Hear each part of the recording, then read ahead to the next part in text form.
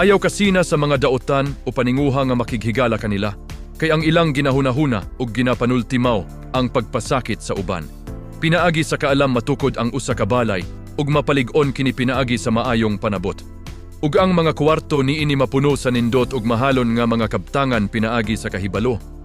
Ang mga tawong maalamon dakog ikatabang panahon sa gira, kay kinahanglan ang ilang mga tambag sa pagpakigira, ug mas dako ang tsansa nga modaog kon daghan ang magtatambag. Dili matugkad sa tawong buwang-buwang ang kaalam, wala siya'y ikasulti kon maalamong mga butang nay hisgotan. Ang tawong magplano kanunay og daotan ilado nga tigpasiugdag daotan. Sala ang bisan unsay ipasiugda sa tawong buwang-buwang ug nilaran ang mga tawo sa bugal-bugalon. Kon mawad-an kag paglaom sa panahon sa kalisod, timailhan kanang nga ikaw huyang. Ayaw pagduha-duha sa pagluwas sa mga tawo nga dili sad-an nga gihukman nga patyon. Moingon ka nga wala ka mahibalo bahin niini, apan nahibalo ang Dios kon nagsulti ka sa tinuod o wala. Nagabantay siya kanimo ug nakahibalo siya kon unsay ana sa imong hunahuna. Balosan kaniya sumala sa imong binuhatan. Anak, maingon nga ang dugos tamis ug makaayo kanimo. Ingon usab ni ana ang kaalam. Kay kon maalamon ka, may maayo kang kaugmaon ug dili mapakyas ang imong mga pangandoy. Ayaw pag-awat sa tawong daotan nga manglungkab sa pinuy-anan sa tawong matarong. Kay bisan makapito pa mapandol ang tawong matarong, makabangon ra gihapon siya. Apan ko ng daotan ang malaglag, dili na siya makabangon pa. Ayaw pagmayakon may daotang mahitabo sa imong kaaway.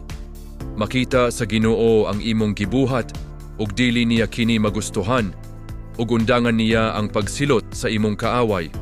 Ayaw kalagot o kasina sa daotang mga tawo kay wala sila'y maayong kaugmaon, ug may sama sila sa sugangan na palong. Anak, tahora ang Ginoo ug ang hari. Ayaw pakiguban sa mga tawong nakigbatok kanila, kay wala ka masayod kung unsay kalaglagan nga kalit nga ipadala sa Ginoo o sa hari ngadto kanila.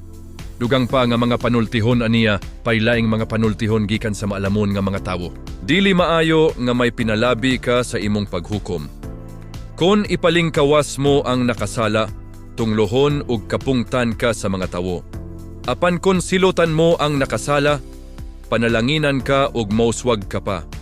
Ang dili bakak nga tubag, nagapadayag sa tinuoray nga panaghigalaay. Anda mauna ang imong panginabuhian sa masauma, sa dili ka pa magtukod og panimalay. Ayaw pagsaksi batok sa imong isig katawo sa walay igong hinungdan o manugilon og bakak bahin kanya. Ayaw pagingon, balosan ko siya sa iyang gihimo kanako, himuon ko usab kanya ang iyang gihimo kanako. Miyagi ako sa uma sa usa ka tawong tapulan ug walay panabot. Puno na kini sa mga sagbot ug sampinit ug guba na ang koral niini. Gipamalandungan ko pag-ayo kining akong nakita ug nakuha ko kini nga leksyon. Higda-higda, tulog-tulog ug pagpangiyugpos gamay, tawong tapulan ug sakalit lang moabot kanimo ang kawadon, nga daw sama sa armadong tulisan.